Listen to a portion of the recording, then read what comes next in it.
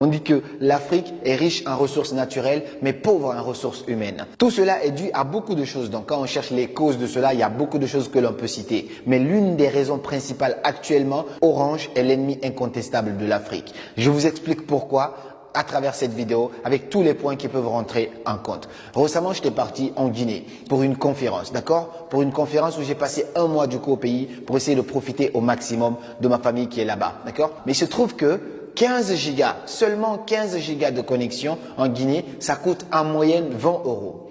Et moi, je me suis dit quoi? Comment ça se fait que en Afrique, donc ça c'est le constat, en Afrique où les gens gagnent 10 fois moins leur vie qu'en France, mais Internet coûte 10 fois plus cher en Afrique qu'en France. Et ça, ce n'est pas le plus alarmant. On est d'accord que le niveau de développement d'un pays dépend du niveau de connaissance, donc de savoir de ses ressources humaines. Et on sait aujourd'hui que Internet est la meilleure université qui puisse exister au monde entier. C'est-à-dire sur Internet, grâce à YouTube, les réseaux sociaux, grâce à beaucoup de choses sur les réseaux sociaux aujourd'hui, sur Internet, tu peux apprendre rapidement, 10 fois plus rapidement que tout ce qu'on te donne à l'université. Donc ça ne veut pas dire que l'université n'est pas important, mais Internet accélère un petit peu la croissance, le savoir, accélère le développement, accélère l'innovation. Mais si Internet qui accélère tout ça est moins accessible à un continent, alors ce n'est pas étonnant que ce continent ne soit pas parmi les plus brillants au monde entier. Donc le constat c'est quoi? En un mois, j'étais obligé de payer 5 fois 20 euros pour pouvoir avoir accès à Internet et ça sans même publier une seule vidéo. Donc j'ai vu que beaucoup de gens se plaignaient. Pour quelqu'un qui a un niveau de vie élevé, ok, pas de problème. Il se dit ok, 20 euros x 5, ça me fait à peu près 100 euros. Ce n'est pas grave parce que je gagne bien ma vie. Mais dans un pays où les gens gagnent minimum, où les gens gagnent minimum 1200 euros, tu factures là-bas moins de 20 euros pour 100 gigas de connexion. C'est-à-dire qu'avec 100 gigas, tu peux faire tout ce que tu veux. Alors qu'en Afrique, où les gens gagnent moins de 60 euros par mois, donc le SMIC, il est inférieur à 60 euros dans beaucoup de pays en Afrique, mais vous facturez Internet 15 gigas seulement à 20 euros. Donc, qu'est-ce qui se passe? Tu vas sur Internet, on dit passe semaine, mais au bout de 2 jours, c'est terminé. Les gens ont peur d'aller sur YouTube. Et comment un peuple qui a peur d'aller sur YouTube, un peuple qui a peur d'aller chercher de l'information sur Internet, un peuple qui n'a pas accès aux cours, aux formations en ligne, peut se développer plus qu'un autre peuple? On est d'accord que c'est non. Il y a beaucoup de choses qui rentrent en jeu, mais ça c'est le constat le plus alarmant. Là, je peux vous montrer juste à côté, il y a un forfait Orange. Actuellement même à l'instant T, je viens de faire cette capture d'écran, tu as à peu près 90 gigas qui coûtent moins de 15 euros. Donc je vais faire approximativement 100 gigas qui coûtent moins de 15 euros en France actuellement, parce que là je suis en France, ok? Mais en Afrique, je viens à peine d'arriver de l'Afrique, on m'a vendu 15 gigas à presque 20 euros. Donc avec 100 gigas, tu peux regarder toutes les vidéos YouTube du monde. Avec 100 gigas, tu peux rester connecté pendant combien de temps? Avec 100 gigas, tu peux suivre des cours en ligne aux États-Unis, dans n'importe quel pays. Alors qu'avec 15 gigas, seulement 15 gigas, tu regardes quelques trucs, au bout de 2 jours, c'est épuisé. Déjà, le débit n'est pas compté de la même manière, ça finit plus rapidement par ici, en Afrique donc, par rapport à la France. Et au-delà de ça aussi, appel et SMS illimité quand tu as les 90 gigas à 15 euros. Quand tu as ça, appel et SMS illimité. Sauf qu'en Afrique, ce n'est pas compté là-dedans. Tu payes appel, tu payes SMS au-delà de tout ça. Donc si tu comptabilises, en Afrique, pour avoir Internet à 100%, être vraiment à l'aise pendant un mois en entier, tu en as pour minimum 200 euros quand on fait l'approximative.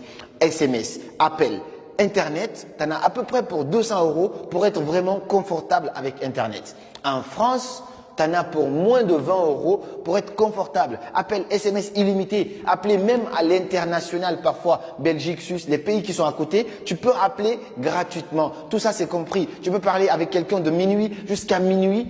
Tout ça c'est compris là-dedans. Il n'y a aucune surfacturation. Il n'y a absolument rien. Donc quand on constate ça, on comprend que Orange est en train de contribuer au sous-développement, à l'appauvrissement du continent africain. Parce que quelqu'un qui gagne moins de 60 euros par mois, tu lui dis que pour avoir full Internet satisfait, il faut qu'il paye à peu près 200 euros.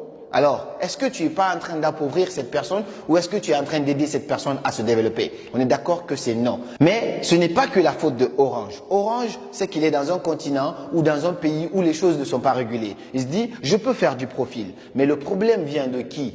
de ceux qui gouvernent. Et comment ça se passe? Je vous dis la vérité sincèrement, à partir du moment que la personne qui est ministre, la personne qui est cadre, la personne par laquelle Orange passe, lui, il s'en met plein à la poche, le reste, il s'en fout de la population. Il s'en fout de est-ce que les gens vont souffrir? Parce que ce qui est étonnant, ce qui est alarmant, c'est que ceux qui sont à la tête ont fait des études en France. Ceux qui sont à la tête ont fait des études aux États-Unis. Dans les pays développés, ils savent que ça ne coûte pas aussi cher là-bas que dans leur continent. Mais puisque eux, ça leur permet d'en mettre plein leur poche, donc l'intérêt personnel passe au-dessus de l'intérêt collective. Et c'est ce qui fait que le continent ne peut pas aller en avant. L'autre constat, c'est quoi?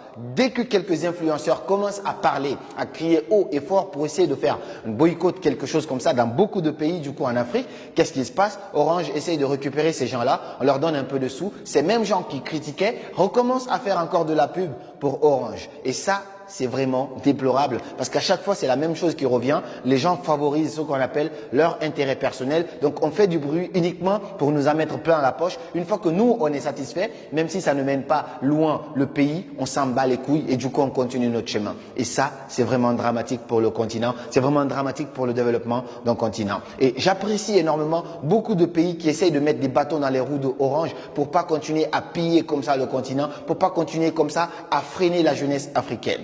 Un jeune qui est talentueux, qui a envie de montrer son talent sur les réseaux sociaux. Il a envie de faire des vidéos YouTube pour commencer à changer des vies. Parce qu'on sait que YouTube, tout simplement YouTube peut changer la vie d'un individu. Tu peux passer de zéro à combien de milliers d'euros par mois. Ça, c'est grâce à YouTube. Mais si là-bas, pour mettre ta vidéo, il te faut payer beaucoup plus d'argent que ce que tu gagnes, comment tu peux t'en sortir?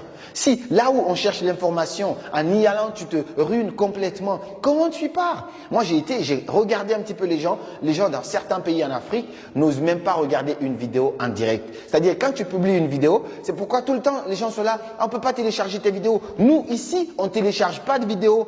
Tu regardes en live, tu as envie de regarder, tu reviens, tu regardes. Là-bas, les gens essayent d'abord de télécharger pour garder dans leur téléphone parce qu'à force de regarder en ligne, ils vont totalement se ruiner et peuvent aller nulle part. Quelles sont les solutions? Qu'est-ce qu'il faut mettre en place? Si moi, j'étais dans le gouvernement, c'est pas mon rêve, c'est pas mes ambitions, mais si j'étais à la tête de ces pays où Orange est en train de s'en mettre plein à la poche, la toute première chose que je vais faire, c'est de fermer Orange. Je sais que ça va embêter le pays, je sais que ça va faire plein de choses parce que Orange a utilisé une bonne stratégie pour s'installer. Si on doit étudier les termes marketing, c'était très malin ce qu'ils ont fait quand ils sont arrivés dans beaucoup de pays pendant que leurs concurrents étaient en train de s'installer dans la capitale. Orange a d'abord commencé à s'installer dans les villages. Donc, puisque tu sais que tes parents au village sont là-bas, tu dois forcément parler avec eux. Mais qu'est-ce qu'ils ont comme opérateur? S'ils ont Orange, toi aussi tu cherches Orange. Donc c'est comme ça, eux, ils ont commencé à conquérir tout le marché. Donc aujourd'hui, ils ont le monopole. Ils se permettent en fait tout dans certains pays parce qu'ils savent que c'est eux qui ont Internet fiable et rapide. Qu'est-ce que les gouvernements devraient faire? La première chose, soit financer vraiment un opérateur téléphonique qui va venir concurrencer en gros Orange. Ça, c'est la première chose. La deuxième chose,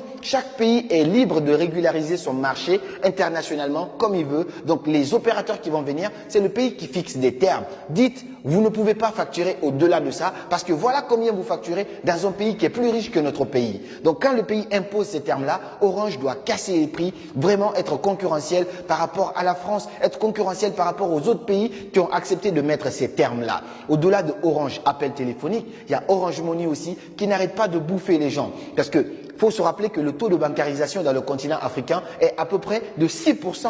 Le taux de bancarisation dans les pays, je connais, c'est à peu près 6%, c'est très bas. Et puisque les gens n'osent pas les banques, les gens vont via Orange Money. Et Orange Money se met à prendre des taxes, des pourcentages élevés sur l'argent des gens, en train de s'enrichir, alors que les mêmes fils du pays sont là, n'arrivent pas à s'en sortir. Après, on dit que l'Afrique est un continent pauvre. Mais l'argent qu'ils gagnent là-bas, ils ne le gagnent pas dans des pays riches. Comment peut-on expliquer cela? Donc, il faut vraiment que ça cesse. Je sais que cette vidéo ne va pas plaire, mais il faut améliorer les choses. Essayer d'avoir des concurrents dans ces pays.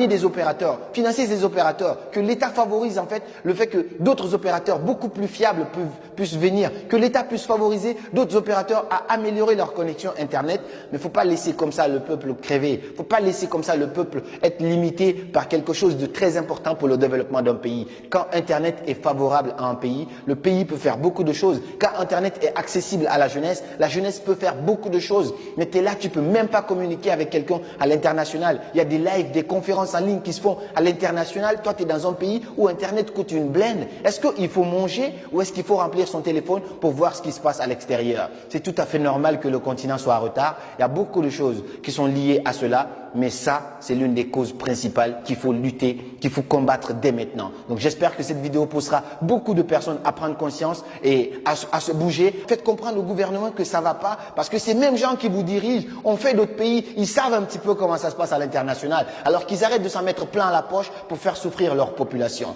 Il faut que ça cesse. J'espère que cette vidéo aidera un maximum de personnes à prendre conscience et ça réveillera en fait les dirigeants de certains pays. J'en connais pas mal. Je veux